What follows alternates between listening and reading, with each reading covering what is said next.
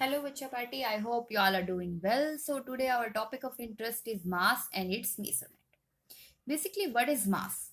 Mass is a quantity of matter contained in a body. तो basically body के अंदर कितनी quantity of matter है उसी को हम बोलते हैं mass. Mass are of two types, gravitational mass and inertial mass. So basically, to discuss about the measurement of mass, first we should discuss about what is gravitational mass and what is inertial mass. Let's see. हाँ जी बच्चों पार्टी तो we are gonna to discuss about the two type of mass gravitational mass and inertial mass. ठीक है, तो हम इनके बीच में एक टैबुलर फॉर्म में डाटा को रिप्रेजेंट करके इनका डिफरेंस को क्या करेंगे, शो करेंगे। Let's show the difference gravitational mass and inertial mass. Firstly we will deal with the definition of gravitational mass and inertial mass. So the definition of gravitational mass is the mass an object has due to gravitational force। तो basically किसी भी object का जो मास है, ये अगर उसका reason क्या है, ग्रेविटेशनल फोर्स है, तो हम उस ऑब्जेक्ट के मास को कौन सा मास बोलेंगे, ग्रेविटेशनल मास।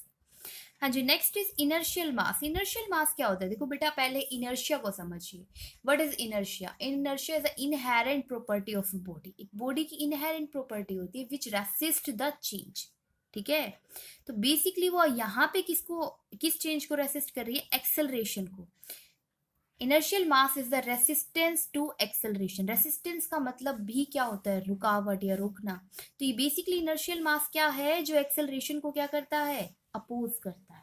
मतलब इनर्शियल मास क्या है, बॉडी की इनर्शिया की वजह से, बॉडी की सेल्फ प्रॉपर्टी की वजह से, इनहेरेंट प्रॉपर्टी की वजह से जो मास पॉजेस होता है, उस मास को हम इनर्शियल मास कहते हैं। हाँ जी, next we are going to discuss about its measurement, how you can measure the gravitational mass and how you can measure the inertial mass।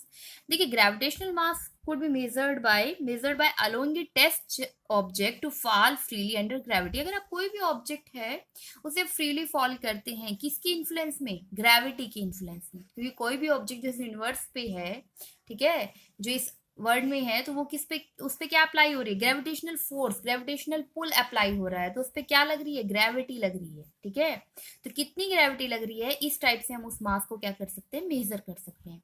Next, inertial मास को मेजर करने के लिए क्या है, measured by applying a force to give an acceleration on an object. Basically हम इसे इस तरीके से मेजर कर सकते हैं कि अगर एक ऑब्जेक्ट है, अगर हम उस पर फोर्स लगाएं, देखो फोर्स लगाने का मतलब क्या है, अब हम ग्रेविटेशन फोर्स के बारे में बात नहीं कर रहे, हम एक्सटर्नल फोर्स के बारे में बात कर रहे हैं। जैसे किसी भी ऑब्जेक्ट को आप पुश या पुल करने के लिए कोई जो फोर्स अप्लाई करते हैं, ठीक है, तो फोर्स अप्लाई करने का मतलब है force is equal to mass into acceleration. तो हम उसे क्या प्रोवाइड कर रहे हैं, एक्सेलरेशन प्रोवाइड कर रहे हैं। ठीक है, तो वो कितना फोर्स प्रोवाइड कर रहे हैं, उसकी एक्सेलरेशन से हम उस ऑब्जेक्ट के मास को क्या कर सकते हैं, मेजर कर सकते हैं। हाँ जी बच्चों, बैठी सबसे पहले इसके एग्जाम्पल को समझिए। देखिए, जैसे हमने अभी बोला कि कोई भी ऑब्जेक्ट जो फ्रीली फॉल करे ग्रेविटी के इन्फ्लुएंस में, तो if you lift up a stalled car you are testing is gravitational mass. अब देखिए ना, अगर आप किसी भी कार को ऊपर की तरफ लिफ्ट कर रहे हैं, तो आप क्या कर रहे हैं, ग्रेविटेशनल फोर्स से अपोजिट डायरेक्शन में। तो ये किसका मेजर दे सकता है, उस कार के मास का। ठीक है, next, if you push a stalled car into motion you are testing it's inertial mass. अगर कोई कार जो रुकी हुई है और आप उसको धक्का लगा के क्या कर रहे हैं, उसको मोशन में लाने की कोशिश कर रहे हैं। धक्का लगाने का मतलब आप उसमें फोर्स अप्लाई कर रहे हैं। जैसे कि अभी हमने पढ़ा था कि ये किस तरीके से मेजर किया जा सकता है, टू अप्लाई फोर्स। तो ये किस तरीके की मेजरमेंट है, किसका एग्जाम्पल है, इनर्शियल मास का। हाँ जी, नेक्स्ट। हाँ जी बच्चों पार्टी, देखिए नेक्स्ट हमें कैलकुलेशन के बारे में डिस्कस करना है कि अगर हम ग्रेविटेशनल मास के बारे में बात कर रहे हैं तो हम उसको Newton law of universal gravitation की हेल्प से कैलकुलेट कर सकते हैं। और अगर हमें इनर्शियल मास कैलकुलेट करना है तो उसके लिए हमें न्यूटन सेकंड लॉ को अप्लाई करना पड़ेगा। This is all about the gravitational mass and inertial mass. Now let's focus on the measurement of these two masses. हाँ जी बच्चों पार्टी, देखिए तो अभी हमने जब ग्रेविटेशनल और इनर्शियल मास को मेजर करने के लिए या उन मासेस को मेजर करना चाहते हैं, उसके लिए हमने उन मासेस को डिस्कस कर लिया है। तो हम उसके मेजरमेंट पे आते हैं। मास हमने आपको पहले ही बताया, तो quantity of matter present in a body is called mass. तो first I am going to discuss about the measurement of inertial mass। Let's see, the measurement of mass which undergo only translation motion is called inertial mass. और inertial मास के बारे में तो हम बहुत detail से पढ़ चुके हैं। बेसिकली क्या है ना, इनर्शियल मास किसी भी बॉडी का अगर आप मेजर करना चाहते हैं तो उसके लिए आपको इनर्शियल बैलेंस की रिक्वायरमेंट होती है। क्लियर है। इनर्शियल बैलेंस में एक आपको लास्ट ऑब्टेन्ड रिजल्ट है जो आपको याद रखना है, जो मास और टाइम पीरियड से रिलेटेड है। That is the square of time period of vibration is directly proportional to total mass of the pan and body placed on it. कि टाइम पीरियड का स्क्वायर किसके प्रोपोर्शनल होता है, उस body के object के मास के। तो अगर आप दो डिफरेंट टाइम पीरियड्स ले लें T1 एंड T2 और उन बॉडीज का मास भी डिफरेंट ले लें M1 एंड M2, तो हम इन दोनों इस इक्वेशन को इस फॉर्मूले के अकॉर्डिंग क्या कर सकते हैं, एक्सप्रेस कर सकते हैं। T की जगह हमने T1 T2 रिप्लेस किया, M की जगह M1 M2। तो अगर हम इन दो मासेस का रेशियो लेते हैं तो बेसिकली क्या है, देखिए अगर आपके पास दोनों का टाइम पीरियड है, एक का मास है, तो आप दूसरे का मास को क्या कर सकते हैं, कैलकुलेट कर सकते हैं। In such a way we can measure the inertial mass of any body. Next, measurement of gravitational mass. हाँ जी, the measurement of mass which undergo only gravitational masses. ठीक है, तो इसके अंदर हम कौन से मासेस को मेजर करने वाले हैं जिसपे ग्रेविटी लग रही है, और ग्रेविटी के इन्फ्लुएंस में मासेस कैसे बन जाएंगे, ग्रेविटेशनल मासेस। तो ग्रेविटी की वजह से मास किस में कन्वर्ट हो जाता है बेटा, वेट में।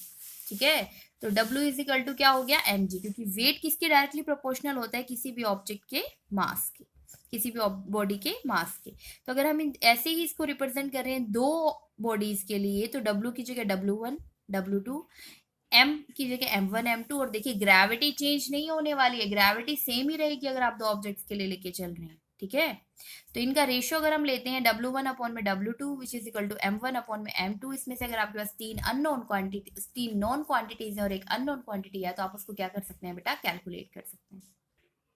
हाँ जी बच्चा party, so next our topic of interest है time and its measurement.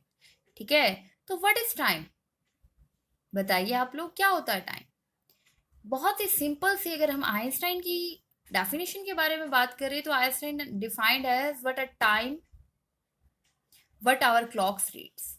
Basically जो हमें क्लॉक दिखाती है, पढ़ाती है, वही क्या होता है, टाइम होता है। But it's not a scientific definition, so let's focus on that scientific definition.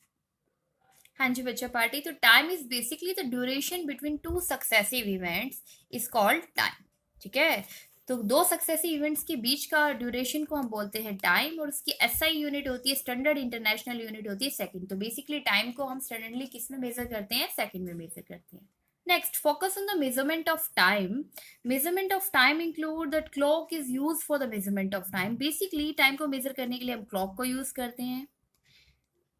अब आपके पास different type of clocks available हैं, like solar clock, quartz crystal clock, atomic clock, electric clock, electronic clock, radio carbon dating. जो different varieties की clocks available है, different time को आपको major करने के लिए हेल्प कर सकती हैं। जैसे कुछ चीजें आपको सेकंड्स में करनी है, मिली सेकंड्स में करनी है, माइक्रो में मेजर करनी है, तो ये different different type of clocks की क्या है, डिफरेंट डिफरेंट कैपेबिलिटीज हैं। क्लियर है इतना।